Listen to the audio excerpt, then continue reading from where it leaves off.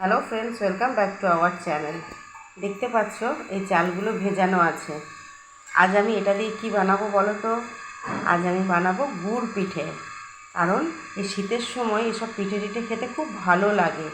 দেখবে এরপরে আমি কী করে বানাবো। এই চালটা ওভারনাইট ভিজিয়ে রেখেছি, আমি এবারে মিক্সিতে এটা বেটে নেব। ফ্রেন্ডস, চালটাকে আমি মিক্সিতে বেটে নিয়ে দেখো এটা এভাবে হয়েছে। এরপরে এটাতে আমি কি কি মিক্সড করব সেটা দেখে নেবে। দেখে নিয়ে আমি কি করে ভাজবো তারপরে দেখাচ্ছি। দেখতে পাচ্ছ কিভাবে আমি হাতাটা দিয়ে এটাকে মিক্সড করছি। পুরো চাল বাটাটাকে এমনি করে মিক্সড করে নিয়েছি। এরপরে এটার মধ্যে মোটামুটি আমি 500 চাল নিয়েছি। এরপরে দেখো ময়দাটা দিচ্ছি। আটা নয় কিন্তু, ময়দা দিতে হবে। 1 কাপ ময়দা দিলাম। এরপরে সুজি আমি ভিজিয়ে রেখেছি। দেখো সুজিটা, এরপরে সুজি দিচ্ছি। সুজি দেওয়ার পরে আমি এটা গুড় দিয়ে হবে, এটা চিনি নয়। যেহেতু আমি এটা আগেই বলেছি গুড় পিঠে তৈরি করছি, সেহেতু এটাতে গুড়ই চলবে, চিনি চলবে না। কিন্তু গুড় দিচ্ছি, পরিমাণ অনুযায়ী তুমি গুড়টা দেবে। এরপরে নারকেল কোড়া দিয়ে দিচ্ছি, কিছুটা মৌরি দিয়ে দিলাম।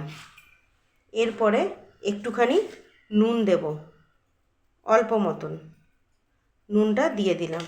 এই সমস্ত কিছু নিয়ে একসাথে আমি জিনিসগুলো সব দিয়ে মিশিয়ে কিছুক্ষণ রেখে দেবো। এরপরে আমি একটা একটা করে ভাজবো। দেখতে পাচ্ছ ফ্রেন্ডস, এটা মিশ্রণটি হওয়ার পরে কীরকমভাবে হয়েছে, কালারটা চেঞ্জও হয়ে গেছে। এরপরে আমি দেখো কড়াইয়ের মধ্যে তেল গরম করে নিয়েছি।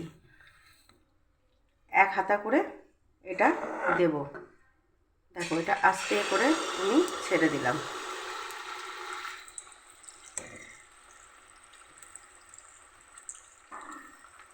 দেখছো তো কীভাবে হচ্ছে।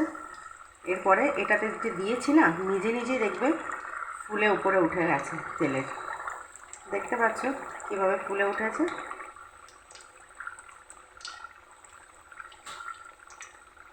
এরপরে একটা ঝাঁঝরি দিয়ে তুমি এটাকে উল্টে দেবে।